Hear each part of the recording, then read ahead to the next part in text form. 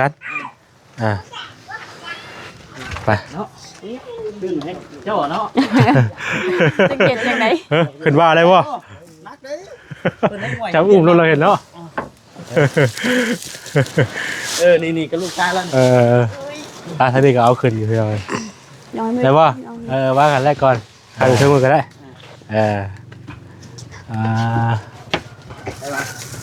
ไปร้านเลยป่ะได้ป่ะครับเอาเฮ้ยบาดีเอาดีๆได้กันไรฮะเงินจำนวนเงินน้ำไปหน่อยเนาะเงินที่ว่าเดือซื้อเข่าอะไรไปหน่อย1 2 3 4 5 6 7 8เนาะ800,000เนี่ยไงเด้อเงินจำนวน800,000แล้วก็กับเข่าไปหน่อยเนาะเข่านี่ก็100 กิโลเนาะอันนี้ก็เป็นทั้งหมดทั้งมวลเนาะโดยทั้งเข่า100 กิโลแล้วก็กับจำนวนเงิน800,000นี่ก็เป็นเงินของทาง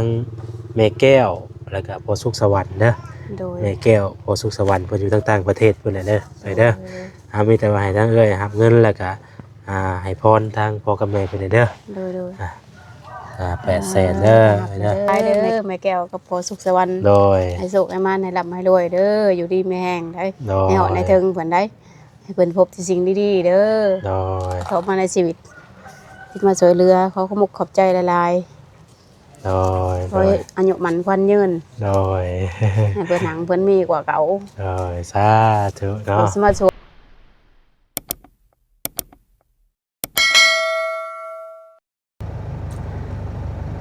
พี่น้อยพอๆกันอยู่ในรถเด้อพี่น้องเด้อกราบสบายดีพ่อแม่พี่น้องเบิดสุขสู่คนเด้อพี่น้องเด้อพอๆกับซ่องเบาแสนอีกแล้วนะพี่น้องเนาะพอๆกันตอนนี้พี่น้องเป็นเวลาบ่ายโมง55 นาทีพี่น้องเอ้ยเนาะช่วงตอนบ่ายๆพี่น้องเอ้ยมื้อนี้ทางเบาแสนเดินทางเข้ามาหากวดนะพี่น้องเอ้ยเนาะมื้อนี้เพิ่นก็มีข่าวดีพี่น้องเอ้ยข่าวดีข่าวใหญ่สำหรับครอบครัวเพิ่นเนาะทางเบาแสนก็ได้รับหน้าที่เป็นสะพานบุญนะครับทางแม่แก้วพอสุขเด้อเนาะแม่แก้วพอสุขสวรรค์พี่น้องเอ้ยก็ขอบคุณทางแม่แก้วและพอสุขเนาะที่มอบหมายเวียกงานให้ทางเบาแสนในครั้งนี้ ให้เป็นสะพานบุญให้พี่น้องเอ้ยก็ขอบคุณทางพ่อกับแม่หลายๆเด้อเนาะที่ยังมอบหมายเวียกงานให้พี่น้องเอ้ยก็ขอบคุณหลายๆขอให้แม่กับพ่ออยู่ดีมีแรงสุขภาพแข็งแรงทั้งครอบครัวเด้อเนาะบ่ว่าสิไปไสมาไสเดินทางไปไสมาไสก็ขอให้พ่อกับแม่ตลอดปลอดภัยทุกเส้นทางเด้อเนาะสาธุเนาะให้อยู่ดีมีแรงอายุมันขวัญยืนมื้อนี้ก็เดินทางมาหาทางกวดพี่น้องเอ้ยเนาะมีข่าวดีสำหรับเพิ่นก็คือมื้อนี้บ่แซนซื้อข้าว2 กระสอบพี่น้องเอ้ยเนาะข้าว2 กระสอบมามอบให้เพิ่นก็ทางแม่แก้วอะไรพี่น้องเอ้ยได้ฝากเงินมาให้ทางบ่แซนเป็นสะพานบุญให้ซื้อข้าวซื้อน้ำมาให้เพิ่นในมื้อนี้เนาะขอบพระคุณหลายๆเด้อแม่เด้อเนาะที่ให้ทางบ่แสนซื้อข้าวซื้อน้ำมาให้เพิ่นพอได้อยู่ได้กินบรรเทาไปพี่น้องเอ้ยจังได๋ก็ดีมุกดีใจนำเพิ่นมื้อนี้พี่น้องเดี๋ยวเฮาสิลงไปหาเพิ่นก่อนมาฮอดก็เพิ่นอยู่พอดีอยู่เนาะเพิ่นก็อยู่กันอยู่ซ่านอยู่มื้อนี้บ่ได้ไปทางใดบ่ได้ว่าจังใดเดี๋ยวเฮาลงไปหาเพิ่นก่อนเนาะไปพี่น้องเอ้ยพี่น้องเอ้ยเนาะสบายดีเอ้ยพี่น้องเอ้ยเนาะบ่ได้ไปทางใดบ่มื้อนี้บ่เพื่อนอยู่เฮือนไปเบิ่งลำเหลืองพื้นโอ้จังว่าแต่เฮ้ยเนาะขวดนี่ยังมันเอาไปขายบ่นี่ต้องเบียร์พากับไปเก็บมากำลังเก็บมาไปเก็บอยู่ไสเด้นี่เก็บอยู่บนน้องลำเหลืองเรื่องหมดลำเรื่องอยู่ไสวัดประขาเด้ไกลบ่ไกลแต่นะปั่นอันนั้น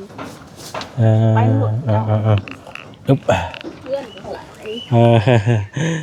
นก็ธรรมดาเด้เนาะคนอยู่ก็6แน่แล้วพี่น้องม ลูกหลายคนลูกก็หลายคนเนาะอืมไปหน่อยมีประตูข้างในได้เฮือนเพิ่นนี่ก็ได้เนาะ ตุ๊บมามื้อนี้ก็ถือว่าพ่อเพิ่นอยู่พี่น้องเอ้ยเนาะโอ้ยคันใดสิบ่รุดจะบ่เนาะนี่เนาะย่านดิเอาแสนย่านเลยพี่น้องเอ้ยมานั่งอยู่ทางนี้ก็ได้มันย้อนแสงนะเออเนี่ยน่ะ ช่วยลูกกินข้าวกับ กินข้าวกับหยัง เด้น้องมีเรากิน บ่ได้ไปหาคุดกระปงกระปูบ่ ไปมันมาถามอยู่ได้กับหมู ไผถาม ทำกันจะเอามา จอย มาจนดึกเมื่อคืน พี่น้องเอ้ยเนาะเอาใส่ไม้เลยเนาะ อยู่พร้อมกันเบิดบ่มื้อนี้ โดยอยู่พร้อมกันหมด ลูกเต้าก็อยู่เนาะ โดย ไปเบิ่งหมอลำเรื่องติ เพิ่นมาลำเหลือง เพิ่นเฮ็ดหยังน่ะเพิ่นเฮ็ดงานหยังน่ะจัดงานหยัง ฉลองฮอกองเด้เปิดให้น้อง ไปเบิ่งนี่คือเฮาได้อันจ้างเขาบ่หรือว่าเบิ่งแบบ เพิ่นจ้างมา เพิ่นจ้างมาลงแหละเฮาไปเบิ่งไปก็ไปเบิ่งได้สิบ่ โดย เออ จ้างมาพากันมาเบิ่งฉันหิวนอน โอ้ยเนาะ ดึก ยังมีหมอลำเรื่องอยู่ได้อันสมัยนี้กับพี่น้องเอ้ยเนาะไปเบิ่งหมอลำเรื่องประเทศงานบุญยังอ่ะนะ ฉลองฮอกอง ฉลองฮอกองอยู่บ้านไหนก็จะบอกกินนี่ บัตรประคะ บ้านพระคะ โดยประคะนอกกระโดดทางบรรทวด ไปทางใดเนาะ ไปทางนี้ เข้าหมองซอยนี่บ่ โดยบ่พุ่นตามบนทางใหญ่เส้นใหญ่ อ๋อ บ่มีรถมากจะเลิกบ่แล้วมา ไปได้น่ะไปแบบไร ไปนำรถไทยเพิ่นนั่นแหละ อ๋อหลายคนบ่ไป เต็มรถไทย กันไป ว่าแล้วก็นั่งรถไทยเพิ่นไป โดย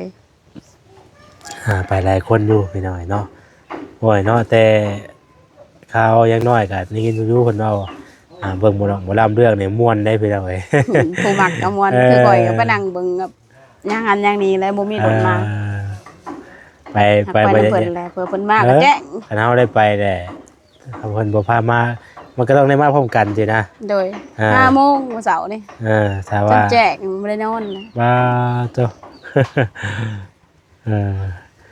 ทุกคนก็มักก็เบิ่งอะไรได้เบิ่งจนแจ้งบ่ได้รับได้นอนนั่นคือข่อยบ่ปานใดหั่นพาลูกไปลูกอยาก ลูก ไป ไปเนาะ ผู้หนึ่งเพิ่นอยากไป ลูกอยากเบิ่งบ่ โดย พาลูกพาเต้าไปเบิ่ง พาไปเบิ่ง บางทีเพิ่นแลไปหน่อยเนาะก็พาเพิ่นไปเปิดหูเปิดตาน้ำเนาะ โดย มันโดนไปเทื่อนึงก็บ่เป็นหยังหรอก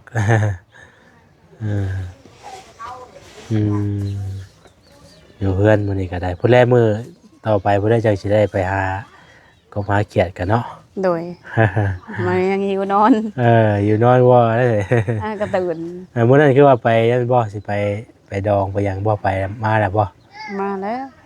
แต่โดนฤทธิ์แต่โดนมา แต่โดนแต่เนาะ โดย อันนี้ก็เป็นหมองหนึ่งเข่าเพิ่นไปหน่อยเนาะ โดย พื้นเอาไว้ใช้หามาเบิดหามาใหม่สิบ่ โดยเซโลทีปมาบ่มีรถไทยกะลากเซโลทีปมาเมื่อวานนี่น้ำเด้นี่ลากเซโลทีปมันนี่ ไปให้น้ำยังอันนั้นน่ะกินบ่ น้ำค้ำเอามาแต่สางน้ำกิน ให้กระตุ้งมาแบบนี้บ่ โดยด่างเซโลทีปทางหลัง เต็มโลทีปแล้ว ใส่บ่เพิ่นน่ะบ่ โดย ใส่ ใส่รถทิพใส่เบาะข้างหล่างอะไร บ่มีรถพื้นกับใส่เบาะ เฮ็ดบ่ได้ใส่ของนั่นกันเนาะ โดยบ่มีรถไทยคือเพิ่นก็ใส่ไปนี่แหละอยู่ไปไหน ก็เฮาก็อันใดที่มันใส่มาได้ก่อนก็ใส่ไปเนาะ โดย นั่นแหละมันสิได้เฮาก็ใส่ไปนั่นแหละ แล้วสิช่วยเหลือตัวเองได้ก็เฮ็ดไปก่อน แม่นจะได้เฮาก็มาได้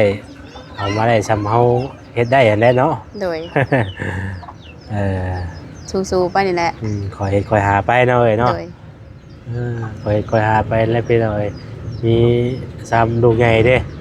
สามลูก อายุ มันใหญ่ หากินไปมีหยังก็หาไปแหละเนาะ โดย เช้าแล้วบ่ใส่ผู้เพิ่นว่าอัน เช้าแล้ว เช้าแล้ว จักเพิ่นทันได้ไปโรงเรียนบ่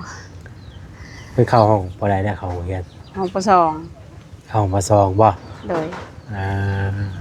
จ้างมื้อได้อ่ะ จ้างแบบใด มื้อละ2,000 โอ้ยจ้างไปโรงเรียนนี่ โดย อ่า มือได้มือบ่แล้ว บ่ไปบ่ โดย มื้อใดบ่ได้ไปก็ให้เพิ่นไปเรียกน้ำหากบหาเขียดกระปูซอย บ่ยาก หาเงินซอยกันแล้วเพิ่นก็ใหญ่จักปีแล้วก็ 8 ปีแล้ว 8 ปีบ่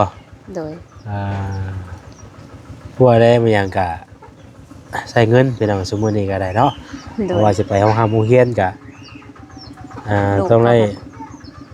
ใช้เงินเข้าใจอยู่พี่น้อย เพิ่นซื้ออยู่ซื้อกินลูกผัดเบิ่งปางหมู่ อ่า หมู่บันหลาย ลูกชายบ่ใช่ให้ซุมื้อเด้อ เออ ก็บ่ได้จ้างเนาะพี่น้องแต่ว่าเฮาก็ให้เพิ่นซื้อกินนั่นแหละ คิดที่ต้นแล้วไปเบิ่งปากหมู ก็ให้เพิ่นซื้ออยู่ซื้อกินมื้อละ 15,000 ให้ลูกชาย เอามื้อละ2,000มี โอ้ย ปีก่อนน่ะให้มื้อละ 10,000 แต่เพิ่นอยู่ห้องหยังก็อนุบาลบ่ อนุบาล ขึ้นมาป .1 ก็ให้มื้อละ 15,000 อืม หากเบิดซุมื้อเลยนี่นั่นก็ได้จักชื่อหยังตื่นเช้ามาแล้วก็หายแป๊บๆไอ้เว้ยตอนแรงมันก็หายแป๊บๆเลยบ่ฮู้จักว่าชื่อหยังโอ้ยว่าสำนี้ก็ใช้เงินเป็นเนาะว่ะมันขึ้นห้องใหญ่ไปเลยก็คือว่าเนาะ โดยน้อยๆ ค่าใช้จ่ายมันก็สิเพิ่มสูงขึ้นอีก ใช้เงินน้อยๆนี่ให้หมู่เว้า 2,000ก็พอได้ซื้อน้ำหยังกินมื้อขาย ซื้อปอก มี บุญ บ่เนี่ย2,000อยู่ในโรงเรียนซุมื้อนี้ก็ ยาก มันก็ ๆแต่ บ่ ก็ ค่อยอย่างนี้ปานใด 3-4,000 เนาะ ทำให้เพิ่น อ่า บ่มีก็อด ยายเพิ่นมีเบี้ยอยู่อยากกับเพิ่นหา อืม อันนั้นนี่ไปขายและนั่นแหละมันสิได้เงินเฮาบ่ได้ไป เมื่อวานนี่ก็ไปคุดกับปู่วานนี่ก็ ช่วงยามหน้าก็ไปรับจ้างบ่รับจ้างนำ ไป หน้าบ่ ไปมีเพิ่นจ้าง ช่วงนั้นสิมีเบี้ยอยู่เนาะช่วงนั้นเนาะ โดย อ่า ช่วงนี้ก็หาคุดกระปูหาดอกไม้ไปเลยพอได้ให้ลูกไปห้องทำโรงเรียนก็สิได้ ช่วงยามหน้าก็มีหน่อไม้เนาะไปรับจ้างรับหน้าพี่น้องก็มีอยู่ช่วงนั้นก็ โดย เวียกงานก็เฮาบ่ขี้คร้านบ่เกลียดเวียกก็มันก็มีพอได้เฮ็ดเรื่อยๆอยู่เนาะเฮาก็พอได้เฮ็ดอยู่คันมันว่าช่วงยามลำไห้ลำหน้าสินะ โดยบ่ไปบ่ได้กิน แม่นั่นแหละ ไปเลยขานเป็นได้ ขี้คร้านบ่เป็นเนาะ ให้โดยบ่มีผู้หาให้ได้ เจ้าวัดอยากอยู่เนาะ โดย ลูกเต้าวัด เมื่อยต้องได้อดไปสู่ชน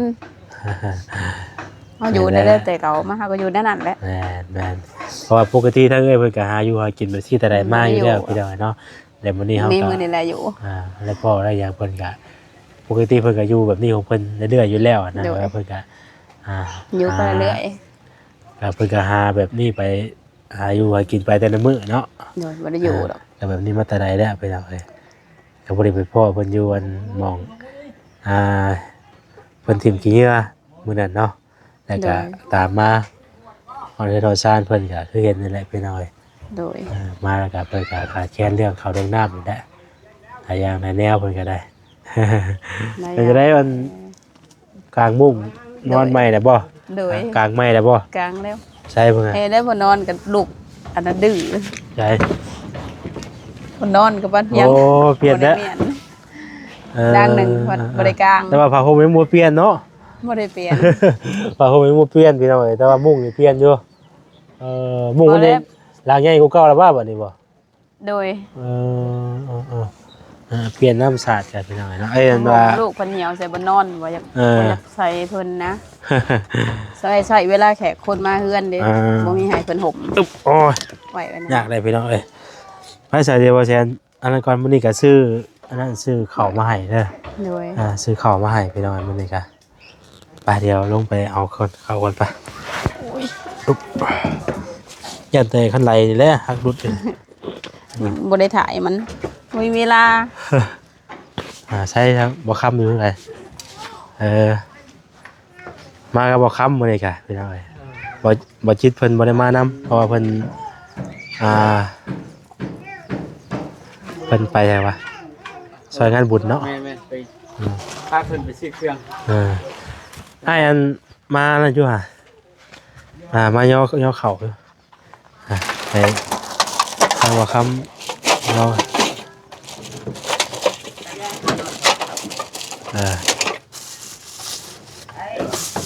ย้อยแม่นบ่ดู แม่นบ่สองสอบเลย คนละเทินนะ ฮะหามซอยกันไป เนาะดึงให้เจ้าเนาะ จะเก็บจังได๋ ขึ้นว่าอะไรวะ นักเด้เพิ่นให้ไหว จำอุ้มเราเห็นเนาะ นี่ก็ลูกชายแล้ว ท่านนี้ก็เอาขึ้นอยู่เพียงเลย ย้อยไม่ ได้ป่ะว่ากันแรกก่อนได้ป่ะขึ้นพาอยู่เท่ามือก็ได้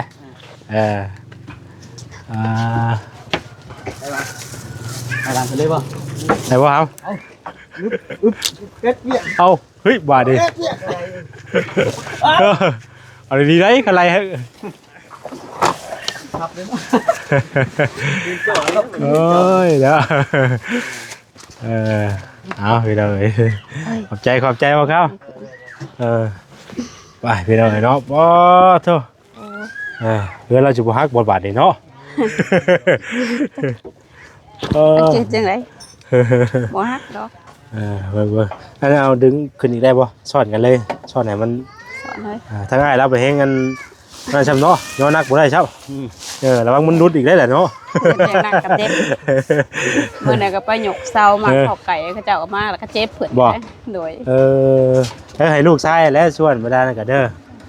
ให้ลูกชาย เพิ่นก็ไปโรงเรียนลูกชายเพิ่น พี่น้องเอ้ย อันนี้เด้อันนี้หาทางขึ้น ยังอะไรสิขึ้นมาพี่ว่า โดย มาขึ้นพี่มาขึ้นทางใดพี่ ดื้อ น้องตกเลยไปให้อ้ายเพิ่นเอาลูกก่อนพี่น้องเอ้ยเนาะ อุ้ยไป พวกขุนนะก็ดื้อ น้องตกเลยล่ะพี่น้องเอ้ยเนาะตอนนี้ก็เหาเข้าขึ้นมาเป็นที่เรียบร้อยแล้วเนาะว้าตัวกระสอบบักใหญ่พี่น้องเอ้ยเนาะ โดย เข้าก็โอ้สมื้อนี้ก็เพียงว่าคุ้มราคาก็ถือว่าเติมนึงอยู่เนาะ โดยเปิดสิหาได้สำเร็จก็บ่ได้ง่าย อยู่บ้านนี่เพิ่นขายสอบถึงเท่าใด 7-8 แสนพุ่นแหละ นักเติบเนาะ โดยหาเงินได้ซื้อ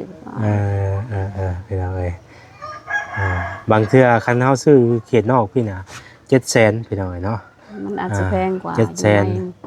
700,000ปลายชุราก็สูงสุดก็700,000นั่นแหละ โดย 700,000ถ้าว่าเฮาเอาอยู่โรงสีเลยก็ประมาณ600,000 6,500,000อันนี้ก็บ่แสนซื้อ6,500,000พี่น้องเอ้ยเนาะ6,500,000มันก็เองตามเข้าพร้อมเด้ โดย เข้าคันเข้างามไปราคามันก็สูงอีกเนาะ โดย ผมราคาพี่น้องเอ้ยดีใจน้ำเพิ่นละลายพี่น้องเอ้ยเนาะได้เขาได้น้ำไปอยู่ไว้กินเนาะแต่ถือว่าโอ้ได้ล้นเติบเลยดิเนาะ โดยโอ้ยกลุ่มเป็น2-3 เดือนพุ่นแหละบ่ได้ขอกินข้าวได้ขอยครับมีแต่ไป ไม่ได้คอยแบบนั่นปันไดชนลายกัน ตื่น นี่ มาแล้วก็ไปโดดไปหากินบ่ได้อยู่จน 8-9 โมงพุ่นล่ะจังได้มากินข้าวเช้า โดยเอาก็คือสิกลุ่มได้ล้นเติบอยู่วันนี้พี่น้องเอ้ยเนาะมีเข่า2กระสอบหรือว่า100 โลพี่น้องเนาะ100 กิโลเข่าวันนี้เบิ่งก่อนกะเบิ่งพี่น้องเนาะขออนุญาตนะเอาใจก็ใส่เกิดขึ้นมาเลยพี่น้องเอ้ยขออภัยเวลา ใส่รถบ่เป็นหยัง แล้วก็มีเงินจำนวนเงินนำพี่น้องเนาะเงินที่ว่าเดือนซื้อเข่าอะไรพี่น้องเอ้ย1 2 3 4 5 6 7 8เนาะ800,000เด้อเลยเด้อ โดย เงินจำนวน800,000แล้วก็ กับข้าวพี่น้องเนาะข้าวนี่ก็100 กิโลเนาะอันนี้ก็เป็นทั้งหมดทั้งมวลเนาะหรือว่าทั้งข้าว100 กิโลแล้วก็กับจำนวนเงิน800,000นี่ก็เป็นเงินของทางแม่แก้วแล้วก็พอสุขสวรรค์เด้อ โดย แม่แก้วพอสุขสวรรค์เพิ่นอยู่ต่างประเทศเพิ่นน่ะเด้อไปเด้อมีแต่ว่าให้ทางเอ้ยรับเงินแล้วก็ให้พรทางพ่อกับแม่เพิ่นเด้อ โดย 800,000เด้อเด้อ แม่แก้วเอ้ยขอบคุณขอบใจหลายๆเด้อ จำเงินก่อนแล้วจังนั่นเพิ่น โดย นุกมื้อ ขอขอบคุณขอบใจหลายๆเด้อแม่แก้วกับพ่อสุขสวรรค์ โดย ให้สุขให้มันให้ร่ำให้รวยเด้ออยู่ดีมีแห้งได้ โดย ให้เหาะในเทิงเพิ่นได้ให้เพิ่นพบแต่สิ่งดีๆเด้อ โดย เข้ามาในชีวิตที่มาช่วยเหลือขอขอบคุณขอบใจหลาย โดย ๆขอให้อายุมันควันยืน โดย ให้เพิ่นหนังเพิ่นมีกว่าเก่า โดยสาธุ เขา เนาะ สิมาช่วยก็ขอให้เพิ่นร่ำเพิ่นรวยเพิ่นหนังเพิ่นมี กลับบ้านไปก็ขอให้ขับรถตลอดปลอดภัยได้เอาเพื่อนทั้งชานได้ขอมุกขอบใจหลาย โดยดีใจอยู่บ่เอ้ย ๆดีใจ สิให้อีกแล้วบาดนี้เนาะ ต มันตำมันตำแบบไหน พี่น้องเนาะทั้งดีอันนี้ให้ดีใจได้พี่น้องผมว่าให้นั่นได้เนาะ ำให้ดีใจ ดีใจพี่น้องก็ดีใจนำมาแล้วที่ว่าเอาน้ำจำปาก็ไว้สู่ลูกสู่เต้ากินเนาะเงินคำก็เอาไว้ใช้แนวที่จำเป็นนั่นแหละเนาะเก็บให้ถุงให้ไทยไว้พี่น้องเอ้ยเอาดีใจนำลายๆมื้อนี้ก็ได้ ต่อเด็กก็ยงขายาลูก ขอบคุณขอบใจหลายๆเด้อ โอ้ยโดย ให้โชคให้มาแนะนำให้รวย มาบ่คำอันแคบพูดไว้นะมาเอาอย่างเลยแคบรูปไว้นะเอาโอเคบาดนี้พี่น้องเอ้ยเข้าใจละลายบ่ครับอึ๊บโอ้ย จะจ่อในมองทางพี่ลมกระโตพี่น้องเอ้ย มันบ่มีก็อยู่ปะนี่แหละหาอยู่หากินนี่ก็เพิ่นมาสวยเรือก็ดีมุกดีใจนำ น้อยดีใจนะเพิ่นและพี่น้องเอ้ยเนาะก็ดีใจที่ว่าทางผู้รักผู้ใหญ่เพิ่นคิดเห็นเพิ่นซอยเนาะ โดย ซอยข้าวซอยน้ำพี่น้องแค่แน่เฮาไปหาเงินก็พอได้ให้ทงให้ทายไว้เป็นบ่แหละอาจจะบ่ได้ซื้อข้าวปานใดสินะ ให้ลูก ข้าวก็แค่แน่เฮาก็มันมีไว้เด้มีต้นทุนไว้เด้มันก็สิ ถึงและดีใจเด้ เวลาไปคือจะกินได้โดนเติมอยู่ดอก โดย เฮาก็หาไปนำเนาะ โดยหาไปนำแล โดย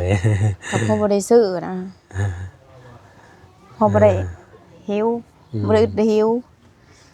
ตะกี้อึดหิวไปจนบ่ได้กินข้าว อดอยู่บ่ตะกี้ก็เคยอดข้าวอดน้ำอยู่บ่